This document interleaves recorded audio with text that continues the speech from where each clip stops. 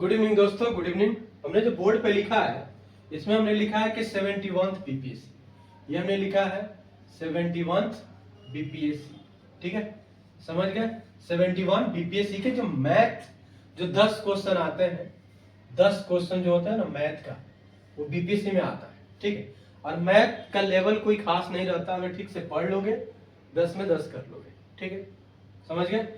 तो आज जो टॉपिक है percentage, selling price, cost price और प्रॉफिट एंड लॉस, उसके बारे में थोड़ा सा पढ़ा देंगे। बेसिक क्या है और जो जो क्वेश्चन कुछ इंपॉर्टेंट लग रहा है उसको मैं करा दूंगा। केवल कंसेप्ट को ध्यान देना, केवल आप लोग कंसेप्ट पे फोकस करना। समझ गए कि कौन से कंसेप्ट पे कौन से क्वेश्चन बन रहा है, किस टाइप के क्वेश्चन आते हैं और किस टाइप के कंसेप्ट लगता है। ठीक है, उसके बारे में मैं आपको फोकस करना। तो सबसे पहले हम देखेंगे परसेंटेज में सबसे पहले जो आता है परसेंटेज। तो मान लिया कि जो परसेंटेज है, सबसे पहले परसेंटेज को हम फ्रैक्शन में कैसे बदलते हैं। ठीक है, परसेंटेज को हम फ्रैक्शन में कैसे बदलते हैं। तो सबसे पहले मान लो कि यहां लिखा है परसेंटेज। ठीक है, परसेंटेज मान लिखा है और यहां पे क्या लिखेंगे, फ्रैक्शन। ठीक है, यहां क्या है परसेंटेज और यहाँ पे क्या है फ्रैक्शन। Got it. यहाँ पे परसेंटेज और यहाँ पे क्या है फ्रैक्शन। अब आता है कि मान लिया कि क्वेश्चन में लिखा है 100%। ठीक है, 100%, तो उसका फ्रैक्शन क्या होगा। सिंपल बात है, जब परसेंटेज को फ्रैक्शन में निकालेंगे तो उसको 100 से डिवाइड कर देंगे। क्लियर। परसेंटेज को फ्रैक्शन में फाइंड करना है तो 100 से डिवाइड कर देना। किसको, जितना परसेंटेज दिया रहेगा, जितना परसेंटेज गिवन रहेगा उसको 100 से डिवाइड कर देंगे। समझ आ रहा है, जितना परसेंटेज गिवन रहेगा उसको हम 100 से डिवाइड कर देंगे, फ्रैक्शन में आ जाएगा। जिसको अगर आप डिवाइड करते हो तो 0 से 0 कट गए, क्या हो गया 1। अगर मान लो कि 200 परसेंटेज लिखा है ऐसे, तो इसको क्या लिखेंगे, मैंने क्या बताया, जितना गिवन परसेंटेज है उसको 100 से डिवाइड कर देंगे। तो क्या हो जाएगा 2, यानी फ्रैक्शन क्या हो जाएगा 2। 200 का फ्रैक्शन हो गया 2। अगर मान लो कि यहाँ पे 400 लिखा है, 400 परसेंटेज लिखा है, तो सिंपल बात है जितना गिवन है उसको हम क्या करेंगे 100 से डिवाइड कर देंगे। तो कितना आ गया 4 आ गया। समझ गए ना, आई होप समझ गए। जितना परसेंटेज गिवन है फ्रैक्शन में निकालने के लिए, फ्रैक्शन का मतलब होता है भिन्न, फ्रैक्शन का मतलब होता है भिन्न। ठीक है, परसेंटेज का मतलब क्या होता है, प्रतिशत, प्रतिशत, प्रतिशत। Got it. तो जो अगर प्रतिशत को हम भिन्न में बदलना चाहते हैं तो सिंपल बात है, जितना प्रतिशत दिया रहेगा उसको 100 से डिवाइड कर देंगे। समझ गए, जितना परसेंटेज दिया है उसको 100 से डिवाइड कर देंगे। अगर मान लो कि यहाँ पे लिखा है 50%, तो हम क्या करेंगे, 50 जितना दिया है 100 से डिवाइड कर देंगे। 1 0 से 0 कैंसिल, और 5 1 जा 5 और 5 2 जा 10, तो 1 बाई कितना आ गया 2, फ्रैक्शन आ गया। अगर यहाँ पे मान लो कि 50 के बजाय 25 परसेंटेज दिया है तो 25 को क्या लिखेंगे, 25 ऊपर लिखेंगे, 100 नीचे लिखेंगे, तो क्या हो जाएगा 1/4 हो जाएगा। समझ गए, गॉट इट। समझ आ रहा है ना, समझ आ रहा है तो लाइक कर देना, शेयर कर देना, सब्सक्राइब कर देना। ठीक है, मैंने क्या बताया कि परसेंटेज दिया रहेगा, फ्रैक्शन में फाइंड करना तो सिंपल 100 से डिवाइड कर देना बस, और कुछ नहीं करना। समझ गए, यहां तक समझ गए। और उसके बाद आते हैं, इसके बाद क्या है कि जैसे मान लो क्वेश्चन किसी क्वेश्चन में दिया है, मान लिया कि 33.33 दिया है।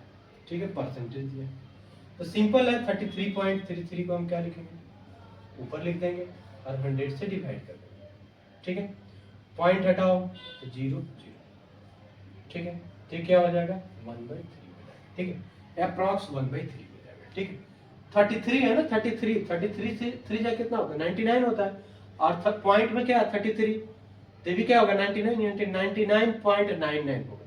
तो 99.99 का मतलब क्या होता है 100 अप्रॉक्स। समझ गया ना, 100 होगा। अगर मान लो कि यहाँ पे दिया है 20%, यानी 20% का वीन कितना होगा, तो 20 डिवाइड बाय 100, तो क्या होगा, इसको 0 से 0 काट दिया, 2 5 1, इसको क्या लिख सकते हैं हम 1/5 लिख सकते हैं ना, 1/5 लिख सकते हैं। समझ गए? अगर 20 के बजाय 16.67% दिया है तो इसको हम क्या लिखेंगे, 16.67% का मतलब 100 हो गया, तो ये अप्रॉक्स हो जाएगा 1/6। समझ गए? ये कुछ याद कर लेना, अप्रॉक्स हो जाएगा 1/6। समझ गए? Got it? अगर मान लो कि यहाँ पे 14.28 दिया, ऐसा कुछ दिया, 14 दिया, तो 14.28 को हम क्या करेंगे, 100 से डिवाइड करेंगे, तो कितना हो जाएगा, ये होगा 1/7। समझ गए? अगर यहाँ पे लिखा है 12.5 का कितना होगा, तो सिंपल है 12.5 डिवाइड बाय 100, तो ये होगा 1/8। समझ गए? समझ आ गया? ये कुछ याद रखना है नीचे वाला, इसका यूज है। समझ गए? मैंने क्या बताया, 33.33%, 3% अगर लेते हैं तो उसको 1/3 फ्रैक्शन लिखते हैं, 20% को 1/5 लिखते हैं, 16.67 को 1/6 लिखते हैं, 14.28 को हम 1/7 लिखते हैं, और 12.5 को हम क्या लिखते हैं, 12.5% को हम फ्रैक्शन में बदलेंगे तो 1/8 आता है। ठीक है, 12.5% को अगर फ्रैक्शन में बदलते हैं तो 1/8 आता है। समझ गए? 12.5% को अगर बदलेंगे तो 1/8 आता है। ठीक है, अब आते हैं कि 11.11 को बदलते हैं परसेंटेज को, तो क्या होगा, 11.11 डिवाइड बाई 100 होगा ना, तो इसको लिखते हैं 1/9। अगर 10% को हम फ्रैक्शन में बदलते हैं तो 10 डिवाइड बाई 100, ये क्या लिखेंगे, 1/10। समझ आ रहा, 1/10। अगर 9.09% को अगर हम बदलते हैं तो 9.09 को 100 से डिवाइड करेंगे तो क्या होगा, 1/11। समझ गए? 1/11 इतना याद कर लेना, एनफ है, इतना याद कर लेना, एनफ है। तब मैं यहाँ लिख देता हूँ जो जो इंपॉर्टेंट वाला, तो यहाँ मैं लिख देता हूँ कि 100% का मतलब होता है एक, ये परसेंटेज, P फॉर परसेंटेज और F फॉर फ्रैक्शन। समझ गए? यहाँ तक 50% को हम क्या लिख सकते हैं, 1/2। ठीक है, 25% को हम क्या लिख सकते हैं, 1/4। 20% को हम क्या लिख सकते हैं, 1/5। 33.33 को क्या लिख सकते हैं, 1/3। 16.67% को हम क्या लिख सकते हैं, 1/6। और 14.28% को क्या लिख सकते हैं, 1/7। और 12.5% को क्या लिख सकते हैं, 1/8। और 11.11% को क्या लिख सकते हैं, 1/9। और 10% को क्या लिखते हैं, 1/10। ठीक है, 1 क्या होगा, 10। और 9.09% को क्या लिख सकते हैं, 1/11। इतना याद रखो। ठीक है, इतना आपको याद रखो। समझ गए? इतना अगर याद रख लिए तो परसेंटेज का कोई भी क्वेश्चन आपसे छूटेगा नहीं। समझ गए? यहाँ तक एक बार इसको देख लो, समझ आ रहा? आई थिंक कैमरा में तो आ रहा है। ठीक है, गुड। यहाँ तक समझ गए? ये मैंने क्या बताया, परसेंटेज से फ्रैक्शन में बदलना। सिंपल है, परसेंटेज से फ्रैक्शन में बदलना। Got it? अगर मान लो क्वेश्चन ऐसा आ जाए कि फ्रैक्शन को परसेंटेज में बदलना है तो क्या करेंगे, उल्टा कर देंगे। अगर मान लो कोई चीज फ्रैक्शन दिया है तो मैंने क्या बताया था कि परसेंटेज को फ्रैक्शन में बदलने के लिए तो 100 से क्या कर रहे थे, डिवाइड। लेकिन अगर फ्रैक्शन को क्या करना है, फ्रैक्शन को परसेंटेज में बदलना है तो 100 से डिवाइड के बजाय मल्टीप्लाई करें। जैसे 1 दिया है, 1 का परसेंटेज क्या होगा, 100, यानी 1 को 100 से मल्टीप्लाई, तो जो आंसर आएगा ना 100, उसको बोलते हैं परसेंटेज। अगर 1/2 दिया है फ्रैक्शन में तो इसका मतलब होता है 1/2 मल्टीप्लाई 100, मल्टीप्लाई करेंगे, जो आंसर आएगा वो क्या हो जाएगा, परसेंटेज हो जाएगा। समझ गया ना? 1/4 को क्या लिखेंगे, 1/4 को मल्टीप्लाई किससे करेंगे, 100 से, जो परसेंटेज आएगा, जो वैल्यू आएगा उसको परसेंटेज में कर देंगे। समझ गया? समझ गए? मैंने क्या बताया कि परसेंटेज को फ्रैक्शन में बदलना है तो 100 से मल्टीप्लाई करना है, लेकिन परसेंट फ्रैक्शन को परसेंटेज में बदलना है तो डिवाइड करना, यानी भिन्न को, यानी क्या है, भिन्न को प्रतिशत में बदलना है, भिन्न को प्रतिशत में बदलना है तो 100 से मल्टीप्लाई, समझ गए। लेकिन प्रतिशत को भिन्न में बदलना है तो डिवाइड 100 से, समझ आ रहा है। भिन्न को प्रतिशत में बदलना है तो मल्टीप्लाई 100 से, और प्रतिशत को भिन्न में बदलना है तो डिवाइड 100 से, समझ आ रहा है। यानी फ्रैक्शन टू परसेंटेज में मल्टीप्लाई और परसेंटेज टू फ्रैक्शन में डिवाइड, किससे, 100 से, समझ आ रहा है। तो अगर ये मान लो कि फ्रैक्शन में पूछेगा, फ्रैक्शन का मतलब है कि ये दिया 1/2 दिया है, तो 1/2 को 100 में यानी परसेंटेज में निकालना तो क्या होगा, 100 से मल्टीप्लाई, यहाँ भी 100 से मल्टीप्लाई, यहाँ भी मल्टीप्लाई, समझ गए यहाँ तक। अब आते हैं कुछ और बताते हैं, ठीक, कुछ और, ठीक है, कुछ और। अब आते हैं, एक आता है उसको बोलते हैं सीपी। सीपी का मतलब होता है कॉस्ट प्राइस, मैं जो इंपॉर्टेंट है उसको बताएगा, ठीक है। एसपी का मतलब क्या होता है, सेलिंग प्राइस, ठीक है। कॉस्ट प्राइस का मतलब क्या होता है, क्रय मूल्य, क्रय क्या होता है, मूल्य, समझ गए। और सेलिंग प्राइस का मतलब क्या होता है, इसको बोलते हैं विक्रय मूल्य, विक्रय मूल्य, समझ गए यहाँ तक।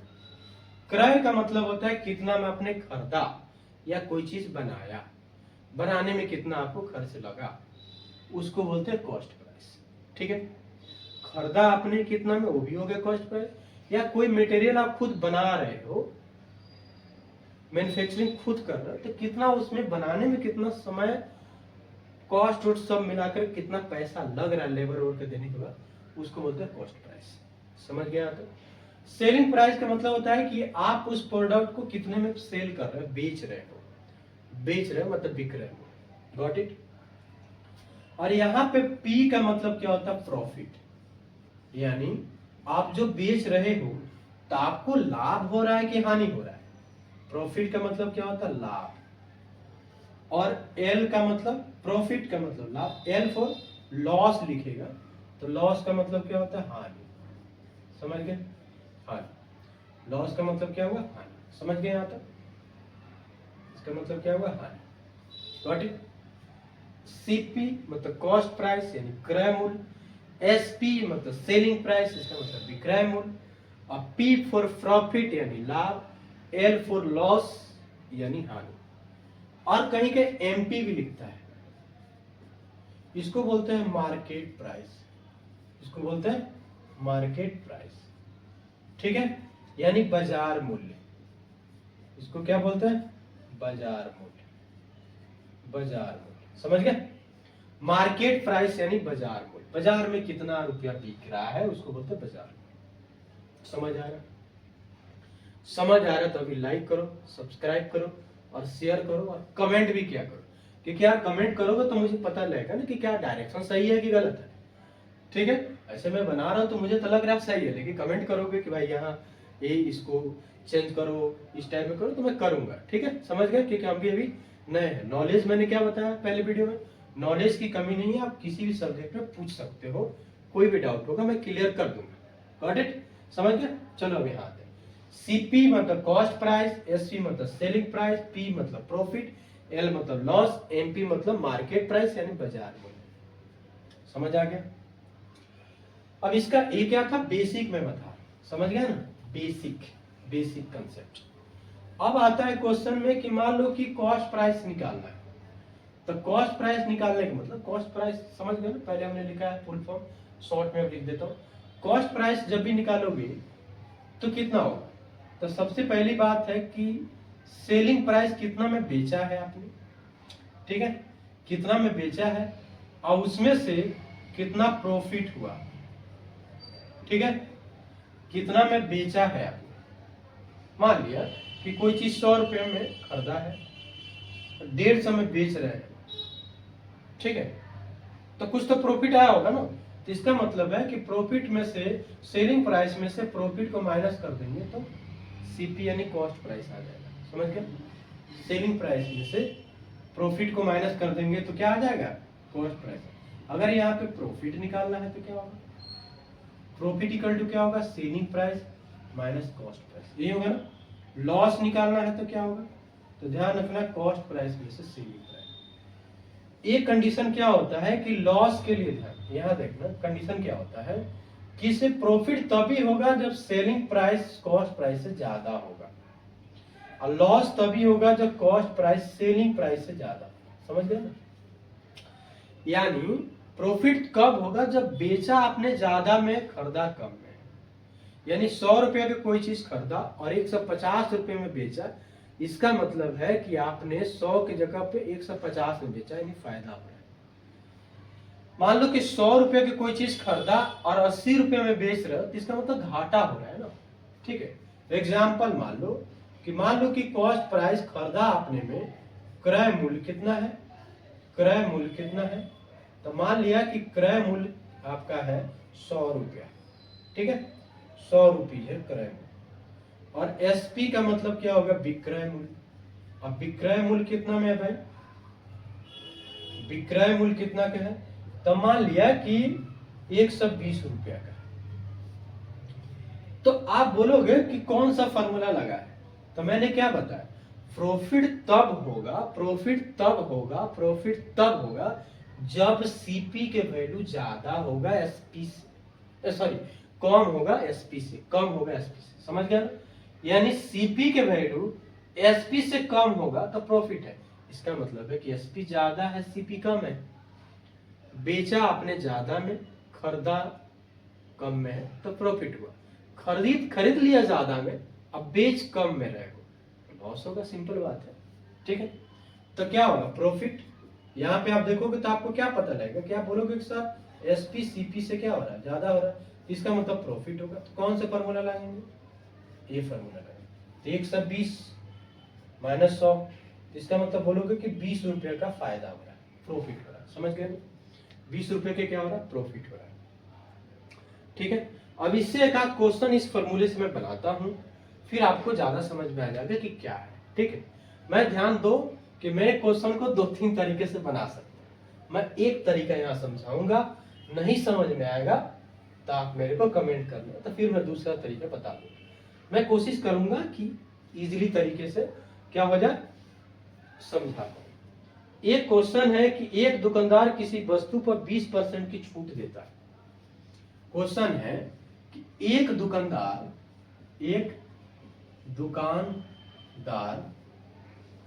किसी वस्तु पे, ठीक है, किसी वस्तु पर क्या कर रहा है, 10% की छूट देता है, 10% की छूट देता है। समझ गया ना, छूट देता है, समझ आ रहा है।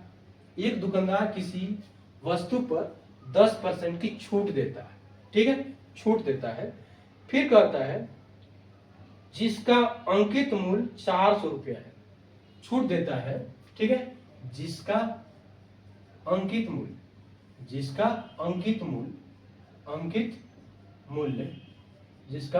मूल्य कितना है, 400 रुपया है, जिसका अंकित मूल्य क्या है, 400 रुपया।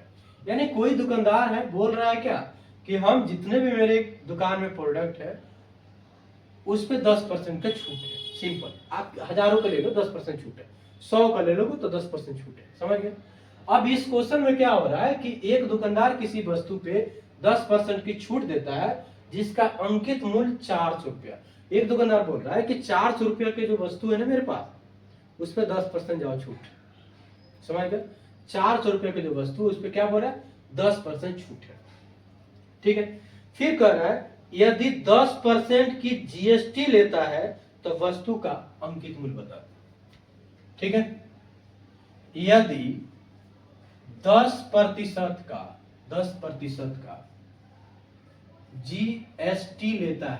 जीएसटी लेता है तो अंकित मूल्य बताए,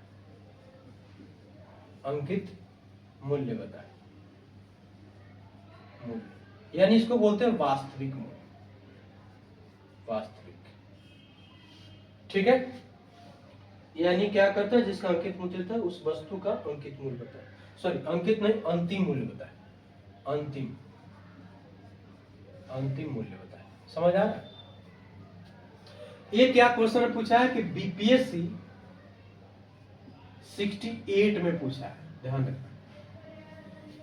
ये क्वेश्चन है बीपीएससी 68 का, ठीक है। 68वें बीपीएससी में पूछा है क्वेश्चन। एक दुकानदार किसी वस्तु को 10% की छूट देता है जिसका अंकित मूल्य 400 रुपया है, ठीक है। जिसका अंकित मूल्य क्या है? 400 रुपया है। तो अगर 10% वो जीएसटी भी लेता है ऊपर से, तो बताना है कि उसका अंतिम मूल्य कितना होगा, वास्तविक मूल्य क्या होगा, ठीक है। अंकित मूल्य समझ रहे हैं ना? यानी सिंपल बात है, क्या है, सीपी मान लिया कि उसकी 400 है, ऐसे मान लो कि सीपी। समझाने के लिए बता रहा हूं, यहाँ सीपी ओपी की जरूरत नहीं पड़ेगी, ऐसे निकल जाएगा। क्वेश्चन समझ में आ गया? कोई दुकानदार है 10% की छूट देता है अपने 400 का कोई वस्तु है, उस पर बोल रहा है कि इस पर 10% छूट होगा, ठीक है। लेकिन जीएसटी भी 10% ले रहा है। तो क्वेश्चन में कह रहा है कि भाई बताओ कि उस वस्तु का अंतिम मूल्य क्या हो। सिंपल है, मान लो कि पहले वस्तु का मूल्य 100% होगा, समझ गए? मान लिया कि परसेंटेज अगर देखते हैं, अभी हमने परसेंटेज पढ़ा इसीलिए मैं परसेंटेज के अकॉर्डिंग बता रहा हूं। मान लिया कि कोई वस्तु है जिसका क्या कह रहा है कि 100% उसका प्राइस होगा, 100% कोई मूल्य होगा।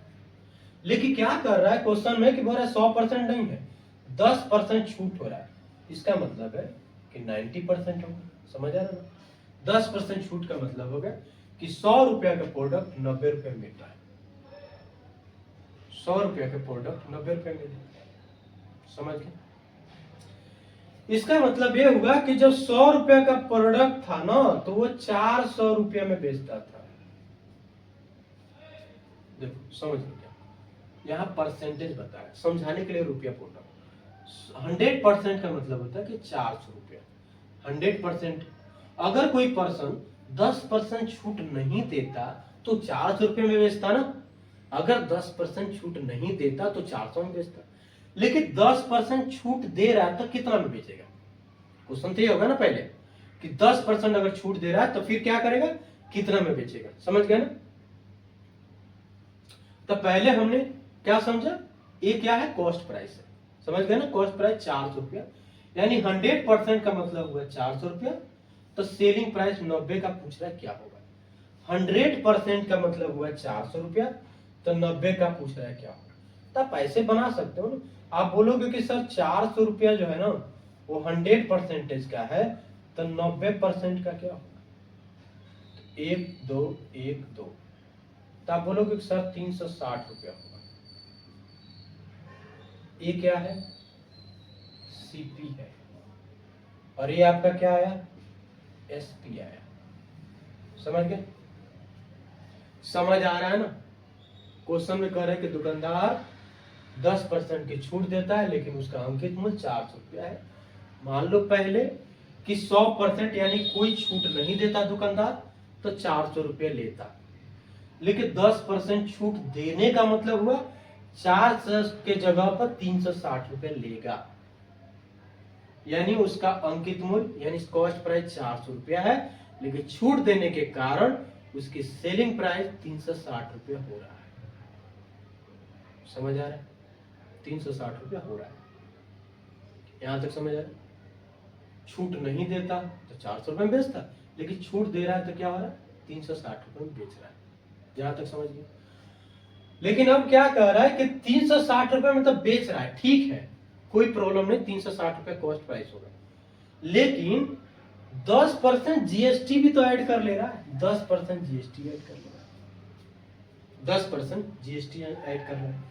तो लास्ट प्राइस क्या होगा, लास्ट प्राइस, तो आप बोलोगे कि सर 10% जीएसटी भी तो ऐड करेंगे इसके अंदर, 360 रुपये में 10% जीएसटी भी तो ऐड होगा, तो इसका 10% जीएसटी ऐड कर लेते हैं। सिंपल है, 10% इसका क्या होगा, 36 रुपया होगा ना। 360 रुपये का 10% कितना होगा, 36 रुपया होगा ना, होगा कि नहीं?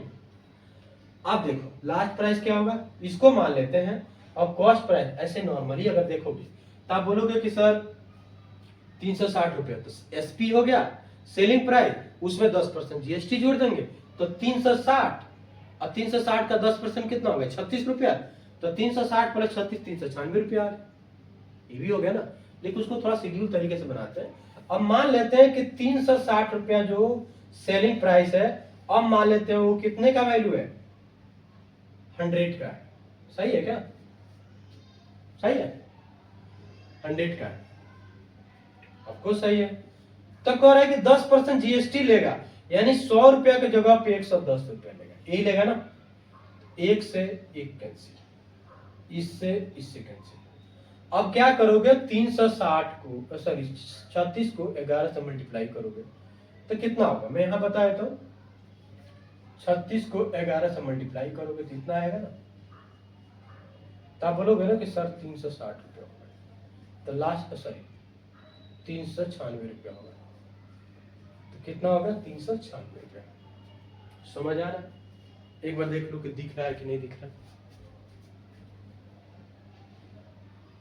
ठीक है, दिख रहा है। समझ आया? क्वेश्चन समझ आ रहा है? क्वेश्चन कह रहा था एक दुकानदार है, गॉट इट, एक दुकानदार है जो क्या बोल रहा है कि मेरे यहां अगर कोई प्रोडक्ट लेते हो ना तो उस पे 10% का छूट मिलेगा। ठीक है, अब कोई मान लो कि मैं गया उस दुकान में, अब मुझे कोई वस्तु खरीदना है जिसका प्राइस कितना है 400 रुपया है। मुझे कोई वस्तु लेना है जिसका प्राइस 400 रुपया। दुकानदार ने पहले बोला है कि कोई भी वस्तु खरीदो 10% छूट मिलेगा। इसका मतलब है कि मैं जब खरीदने गया तो उसकी कोई प्रोडक्ट है मुझे पसंद आया, तो मैं पूछा कि भैया कितने का है, तो बोला कि भाई 400 रुपया। तो बोला लेकिन ये भी एक और बात है कि 400 रुपया लेकर 10% छूट है, आज 10% छूट है। अगर 10% नहीं छूट देता तो मुझे 400 रुपया देना पड़ता ना। समझ गए? इसका मतलब कि छूट नहीं देता, इसका मतलब 100% लेता पैसा तो मुझे 400 देना पड़ता। लेकिन 10% छूट देने के कारण 400 के जगह पे मुझे 360 रुपया पे करना पड़ेगा। समझ आ रहा है? 360 रुपये पे करना पड़ेगा। अब दुकानदार बोल रहा है कि ठीक है भैया, आपको मैं 10% छूट दे रहा हूं, लेकिन उसके ऊपर से जीएसटी लगेगा जो सरकार ने लगाया है, तो आपको देना पड़ेगा। समझ गए? तो मैं बोला ठीक है कोई प्रॉब्लम। जीएसटी कितना आ रहा है 360 रुपया का, तो बोला 10% है, तो 10% मल्टीप्लाई किया 10%, 360 का 10% कितना होगा 36 रुपया। तो बोला 36 रुपया, यानी 360 रुपया तो उस वस्तु का क्या होगा विक्रय मूल्य प्लस 36, यानी मुझे अपने जेब से कितना देना पड़ेगा 360 प्लस 36 कितना होगा 396 रुपया मुझे देना पड़ेगा। इसका मतलब ये हुआ उस वस्तु में 400 के जगह पर मुझे 396 रुपया देना पड़ा, मतलब 4 रुपया का फायदा हुआ बस। अगर देखा जाए तो मात्र 4 रुपए का फायदा हुआ। समझ आया? अगर प्रॉफिट पूछता तो मुझे 4 रुपए का प्रॉफिट होता। ठीक है, परसेंटेज में पूछता तो 400 divide by sorry 4 rupees divide by 400 multiply 100 करते जो आता हो जाता। समझ गए? यानी 1/8% की प्रॉफिट हो जाती। यहां तक बताओ समझ आ रहा है कि नहीं आ रहा है? ठीक है, गॉट इट। आई होप समझ में आ गया होगा। तो लाइक करना, सब्सक्राइब करना और कमेंट करना। ये 68 बीपीएससी का है, ये जो क्वेश्चन है ना 68 बीपीएससी का है। ठीक है, मैं पूरी तरह समझाने की कोशिश